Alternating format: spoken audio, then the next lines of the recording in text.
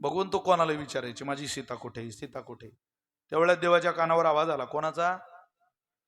शबरी मातेचा. देव त्या आश्रमात गेले, शबरीनं बोरं दिले वगैरे वगैरे. देवानं तिला विचारलं, शबरी तू माझी सीता पाहिली का? कुठं भेटेल मला ती सांग. ती म्हणे, सरळ जा, तुम्हाला एक वानर भेटेल, त्याला भक्त बनवा. सुग्रीव भेटेल, त्याला मित्र बनवा. आणि वाली भेटेल, त्याचा वध करा, तुम्हाला तुमच्या बायकोचा पत्ता लागेल. भगवंत वेळ कमी असल्यामुळे लवकर गेले. ह्या तिन्ही गोष्टी देवानं केल्या. वानर भेटलं, मारुतीराय भेटले, त्याला भक्त बनवलं. सुग्रीव भेटला, मित्र बनवलं. आणि वालीला देवानं मारलं. पण वाली ज्यावेळेला खाली पडला त्यावेळेला तो म्हणतोय, देवा वदिशो द्विषमो यथा, मला मारतो? अरे कोण तुला देव म्हणेल? तू रक्षण करायला आला ना. अरे आम्ही तुझं काय वाईट केलं? ज्यांनी वाईट केलं ते मजेत आहे, आणि आम्ही तुला सहकार्य करणारी कुळ रे, तुमच्या रघुकुलाचा आदर करतो आम्ही. मारलं मला? तुझी बायको परत मिळावी म्हणून दुसऱ्याच्या बायकोच्या कपाळावरचं कुंकू पुसतो देवा, तुला कोण देव म्हणे? माझी बायको विधवा झाली ना, हे तुझी बायको परत मिळावी म्हणूनच चाललंय ना सगळं.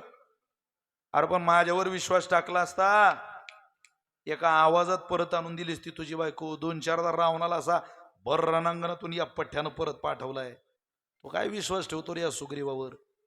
त्याला विचार, त्याची बायको कुठे? जो स्वतःच्या बायकोचा सांभाळ करू शकत नाही, तो तुझी बायको काय आणून देईल परत?